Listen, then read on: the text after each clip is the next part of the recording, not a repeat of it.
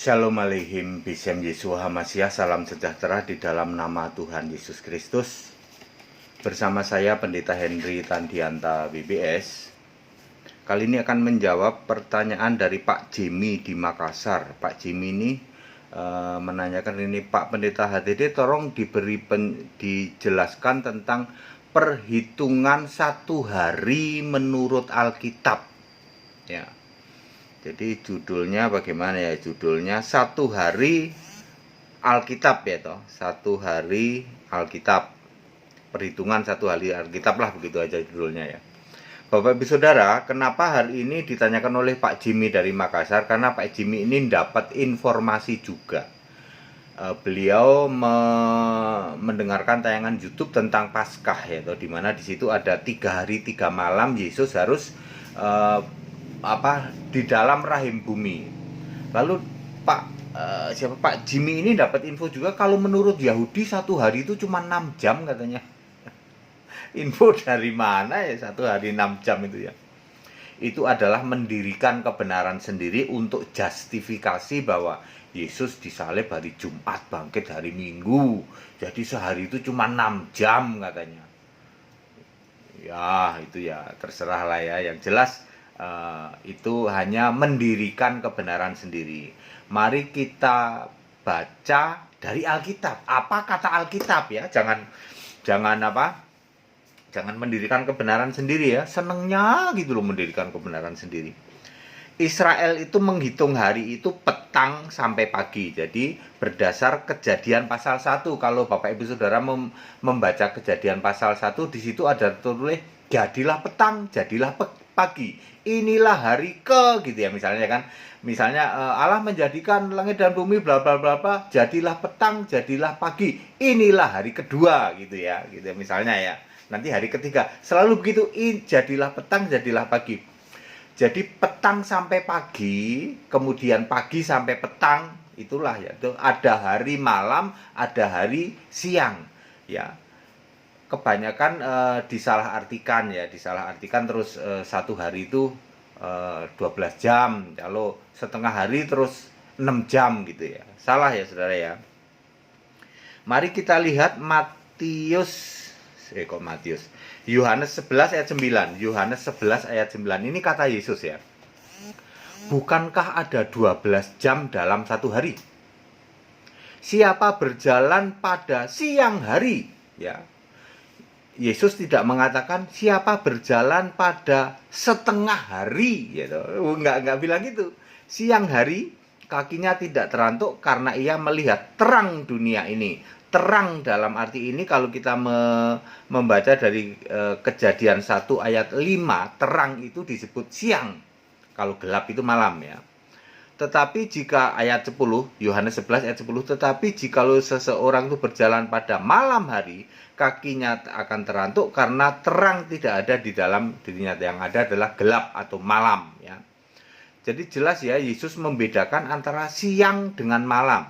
Bukankah ada 12 jam dalam satu hari? Yang disebut hari adalah siang, nanti ada hari siang, ada hari malam.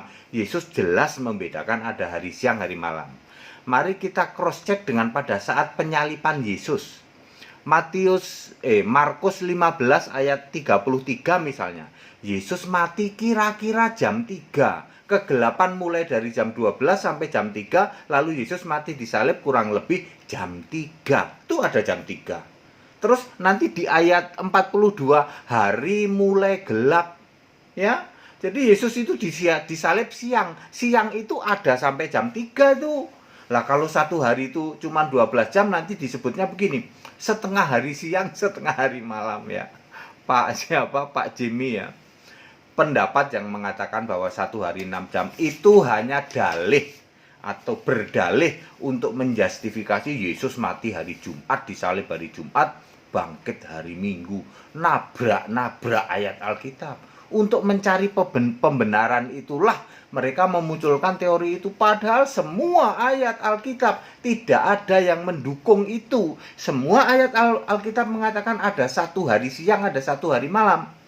Artinya 12 jam di siang hari, 12 jam malam hari. Jadi seperti yang sekarang ini. Ya Pak Jimmy boleh lihat deh. ditongkrongin matahari dari pagi, sampai sore ternyata 12 jam, ya. Berlaku sampai hari ini. Kenapa satu hari siang itu 12 jam? Karena memang ada ayat Alkitabnya. Ya, maka tahun Masehi atau kalender Masehi mencantumkan satu hari itu 12 jam. Lalu diikuti oleh yang lain juga, ya. Jadi clear ya Pak Jemi bahwa perhitungan satu hari Alkitabiah adalah 12 jam. Ada hari siang, ada hari malam, ya. Kalau Yahudi memulainya itu malam, petang ke pagi, nanti pagi ke petang, itu sama-sama 12 jam. Jadi valid tayangan saya yang mengatakan Yesus disalib hari Rabu, bangkit Sabtu malam itu valid Alkitabiah. Lalu diketahui kubur kosong Minggu pagi itu valid, Pak, ya. Pak, Roma 10 ayat 3 memang banyak orang Kristen yang mendirikan kebenaran sendiri. Salah satu contohnya dia mengutak-atik sehingga supaya Jumat Agung itu berlaku. Ya, kan tidak berlaku Pak Jumat Agung. Ya, Yesus mati tidak di Jumat, tidak disalib hari Jumat, ya. Lalu dikutak-atik, ya. Sama Pak. Produknya Jumat Agung itu salah satu yang mereka kutak-atik, ya. Terus Tritunggal itu juga kayak gitu, Pak. Karena tidak ada ayatnya, dia coba membangun opini, mendirikan kebenaran sendiri, jadilah Allah itu Tritunggal. Lalu Allah itu pribadi, udah gitu mengklaim bisa masuk surga lagi, Pak. Ya, hasil utak-atik tuh, Pak. Di utak-atik semua itu nggak ada ayat Alkitabnya, Pak. Sehari 6 jam itu nggak ada ayat Alkitabnya. Allah itu 3 pribadi tapi satu itu juga nggak ada ayat Alkitabnya. Allah itu Tritunggal juga nggak ada ayat Alkitabnya. Ya, menyembah Bapa masuk surga juga nggak ada ayat Alkitabnya. Kalau urusan masuk surga itu nyembah Yesus, Pak. Ya, yang mengabulkan doa itu Yesus, walaupun dulu doanya pada Bapa, tapi yang mengabulkan tetap Yesus. Ya, Bapa tidak bisa memperdengarkan suaranya. Yohanes 5 ayat 37. Ya. Itu Pak, dengan dalih seperti itulah ya toh, maka mendirikan kebenaran sendiri. Roma 10 ayat 3, Pak. Pak Jimmy tidak perlu Bapak termakan oleh isu-isu seperti ini. Ayo Pak, kembali kepada Alkitab. Sembahlah Yesus Allah yang benar, ya. Baik, padat, singkat, dan clear. Yang mau ikut sekolah Alkitab silahkan Pak, ya. Bapak ikut sekolah Alkitab supaya tahu hal seperti ini.